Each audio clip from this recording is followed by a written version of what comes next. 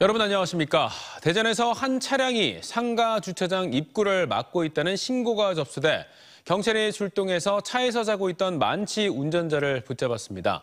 이 남성은 엉뚱한 사람의 주민등록번호를 말하면서 계속 자신의 신원을 숨겼는데요. 알고 보니 사기와 성폭행, 횡령 등 모두 11가지 죄목으로 경찰이 쫓던 수배자였습니다. 양정진 기자입니다.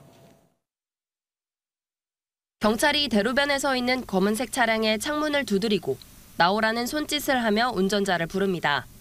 지난 11일 새벽 대전 유성구 궁동의 한 카페 앞에 차량 운전자가 주차장 입구를 막고 자고 있다는 신고가 접수된 겁니다. 출동한 경찰이 운전자를 깨워 음주 측정을 해보니 혈중 알코올 농도 0.127%, 면허 취소 수준의 만취 상태였습니다. 그런데 운전자가 말한 이름과 주민번호로 신원을 확인하려 해도 인적사항이 조회되지 않습니다. 주민번호 다시 불러주세요. 이게 안 맞춘다거나. 아닌데. 아는데? 다시 말씀해보세요. 아니, 안 나와요. 나오는데 왜 안 나와요? 차 안에 있다는 신분증은 발견되지 않았고 차 명의도 다른 사람의 것이었습니다. 네, 면허 없으시죠? 면허가 있습니다. 수배 있어요? 아니, 없습니다. 급기야 휴대전화로 다른 사람의 주민등록번호가 적힌 서류까지 받기 시작하는 남성. 경찰은 도주와 증거인멸 우려가 있다고 보고 도로교통법 위반으로 현행범 체포했습니다. 지구대에서도 허위 인적사항을 대며 시간을 끌던 남성은 결국 경찰이 지문으로 신원조회를 하려 하자 자신의 진짜 인적사항을 털어놓습니다. 지문 채취를 해서 신원을 확인하려고 하니까 이제 그제서야 이제 포기를 하고 이제 본인의 인적사항을 댔습니다. 본인도 이제 지친 모습으로 포기해서 이제 인적사항을 댔던 기억. 알고 보니 이 50대 남성은 횡령으로 구속영장이 발부되고 사기와 성폭행 등 총 11건의 죄목으로 수배된 수배자였습니다. 남성의 신병을 검찰에 넘긴 경찰은 음주운전 혐의에 대해 조사할 방침입니다. 경찰은 타인의 신분증을 제시하거나 주민등록번호를 도용할 경우 형사처벌 대상이 된다며 엄정 대응할 것을 강조했습니다. TJB 양정진입니다. 육군사관학교의 홍범도 장군 흉상 철거 논란에 대해 더불어민주당 이재명 대표가 국립대전 현충원을 찾아 역사와 국민들이 용서하지 못할 매국 행위라고 비판했습니다.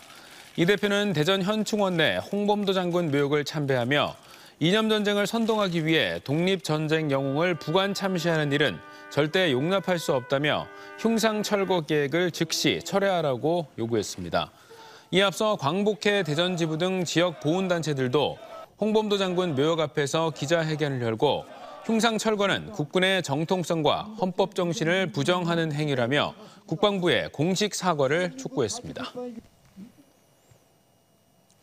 이달부터는 인도에 잠시 주차를 하더라도 안전신문고로 주민들의 신고가 접수되면 과태료가 부과됩니다. 하지만 인도위 주차를 여전히 대수롭지 않게 여기는 운전자들의 인식 속에 도심 거리는 불법 주차 차량들로 몸살을 앓고 있습니다. 이수복 기자가 취재했습니다.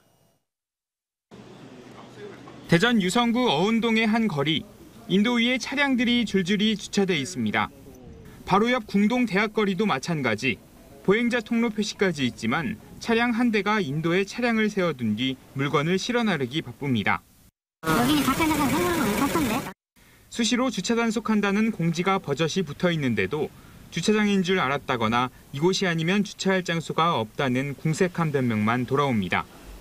그냥 차 대고 그러길래 주차장인 줄 알고 지금 되는 거예요. 병원에 가려고 그러는데 차대가 마땅치 않아가지고. 심지어 어린이 보호구역 옆 인도에도 차량이 꽉 들어차 있고 보행자는 도로가로 내몰려 지나가는 차량을 요리조리 피해 다녀야 합니다. 저 차가 지나가면 내가 억지로 비키거나 그런 방향성이 되니까 그런 불편함이 좀 많죠. 이달 1일부터 인도에 주차하는 경우도 주민신고제가 가능해져 누구나 안전신문고 앱으로 신고할 수 있습니다. 대전 서구와 유성구 등 일부 지자체에서만 가능했지만 이제는 전국으로 확대된 겁니다. 이처럼 인도에 차량을 주차할 경우 과태료 4만 원이 부과되고 어린이 보호구역에선 2배인 8만 원이 부과됩니다. 하지만 이 같은 제도의 확대 시행에도 인도의 불법 주차는 여전히 만연한 상황. 운전자의 인식 개선이 무엇보다 시급하다는 지적입니다. 유럽이나 일본 같은 그 교통 선진국 거기서 운전할 때는 혹은 주차할 때는 절대 그렇게 하지 않거든요. 그래서 결국 이 운전자의 역할이 가장 중요하다라고 생각을 하고요. 이와 함께 단기적으로는 주차시설을 확보해 주차난을 없애고 장기적으로는 대중교통 이용 유도와 교통통행 규제로 차량 통행량 자체를 줄이는 것도 방법이라고 조언했습니다. TJB 이수복입니다.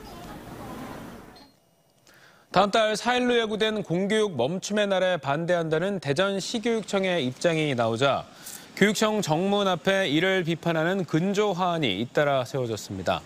오늘 오전부터 대전시교육청 출입구에는 발신자가 확인되지 않은 수십여 개의 근조 화환이 교육청을 비판하는 문구와 함께 배달됐습니다.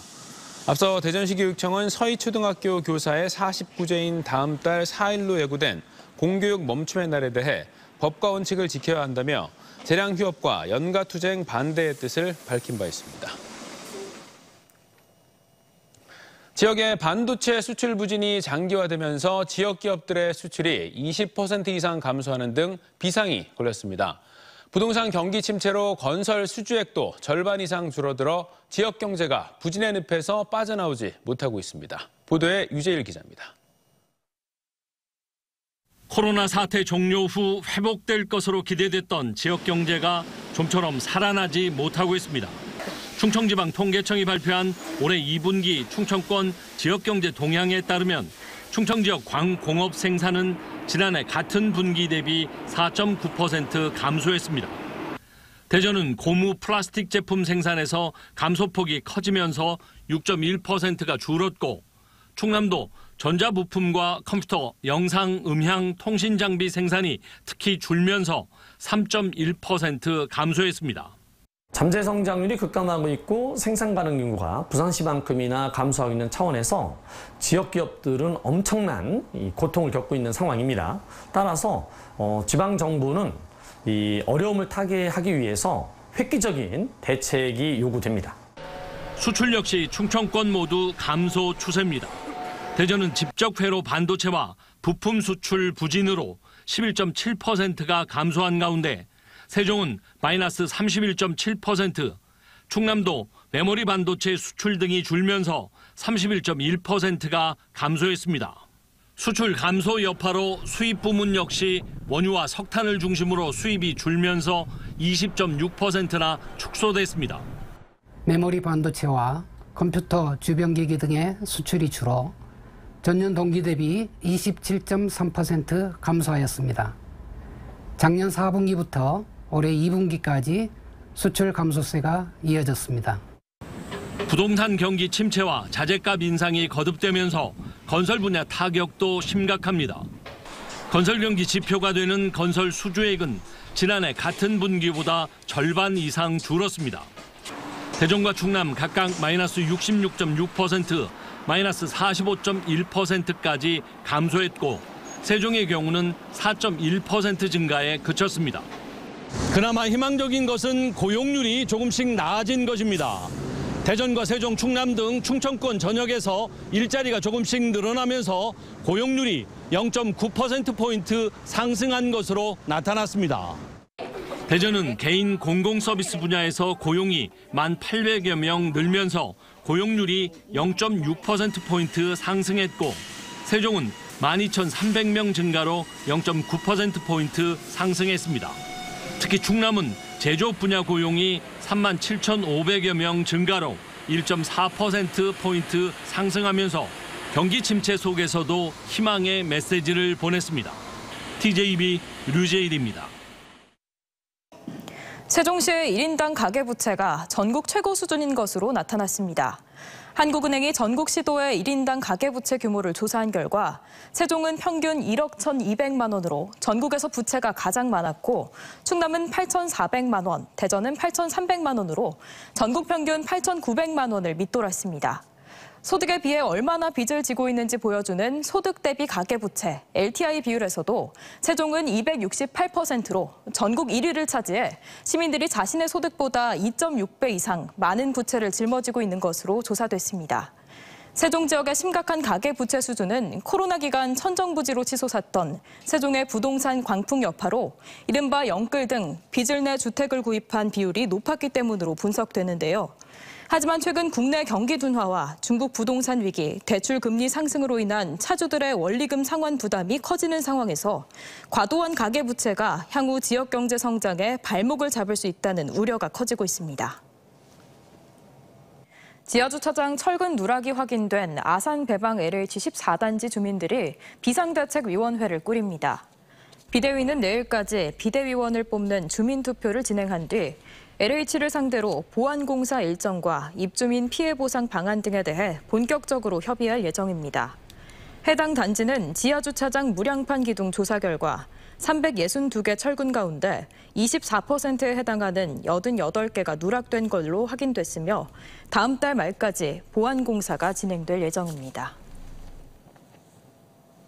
서울 서희초등학교 교사의 안타까운 죽음 이후 교육활동 보호를 위한 다양한 대책들이 나오고 있는데요.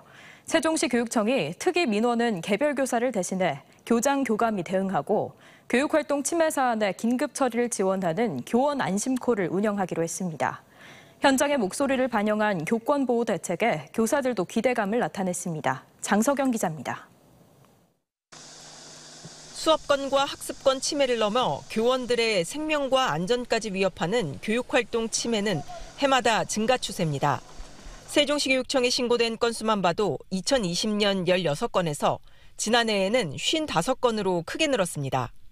세종시 교육청은 지역 상황에 맞는 종합 대책을 발표했습니다. 그동안 교육활동 침해, 법률, 심리 상담을 담당했던 교원 치유지원센터의 명칭을 교육활동 보호센터로 바꿔 기능을 강화합니다. 센터가 교원 안심콜을 운영해 교사의 교육활동 중 아동학대 의심 사안 등이 발생하면 변호사와 장학사, 상담사 등으로 구성된 전담 지원팀이 현장으로 나가 사안을 처리합니다. 아동학대로 피소된 교사는 무조건 직위 해제시키지 않고 충분한 검토를 거쳐 판단할 수 있도록 해 억울한 교사가 나오지 않도록 한다는 방침입니다. 특이하고 악의적인 민원으로부터 교사를 보호하기 위한 대책도 마련했습니다. 악성 민원에 대해 교사가 개별 대응하지 않고 교장과 교감이 처리하는 겁니다. 학교 차원에서 해결이 어려운 사안은 교육청 긴급 대응팀이 급파됩니다. 교원들의 사생활을 존중하면서도 학부모와의 원활한 소통을 위해 안심번호 서비스도 지원합니다. 세종교육의 수장으로 더 없는 무게를 느끼면서 교육감의 책무를 다하기 위해 교육청은 교육활동 중심 조직 개편으로 행정체계의 변혁을 통해 학교 지원에 모든 총력을 기울이겠습니다. 교사들은 현장에서 오랫동안 요청했던 내용이 많이 반영됐다며 교육청의 적극적이고 즉각적인 개입에 기대를 표했습니다. 선생님들이 SNS나 커뮤니티에서 요구했던 사항이어서 그런 사항들이 반영되어서 더 좋은 것 같습니다. 앞으로도 이런 부분들이 좀 더 정착되어서 선생님들께서 교육활동에 도움이 되었으면 좋겠습니다. 하지만 결국 예산 확보와 인력 보강이 관건인데 구체적인 계획은 없습니다. 또 근본적으로는 학교 문화를 바꾸는 게 가장 중요하다고 밝혔는데 이에 대한 대책은 소통 강화, 안내서 발간 등으로 보다 현실적인 대안이 필요하다는 지적입니다. TJB 장석영입니다. 정부의 긴축재정 기조 속에 대전과 세종, 충남도가 내년 국비로 13조 5천억 원을 확보했습니다. 대전시는 도시철도 2호선 트램 230억 원과 충청권 광역철도 1단계 374억 원, 우주기술혁신 인재양성센터 구축 설계비 10억 원 등 2조 1,839억 원의 국비가 반영됐다고 밝혔습니다. 세종시는 국회의사당 부지 매입비 350억 원과 대통령 제2집무실 건립비 10억 원 등 국비 1조 5,109억 원이 반영됐고 충남도는 서산공항 설계비 10억 원과 2027 하계세계대학경기대회 지원비 154억 원 등 9조 8,243억 원을 확보해 국비 10조 원 시대를 앞두게 됐다고 의미를 부여했습니다. 새로 건조된 충남병원선이 대청항에서 취향식과 함께 섬 주민을 위한 건강지킴이 임무에 본격 들어갔습니다.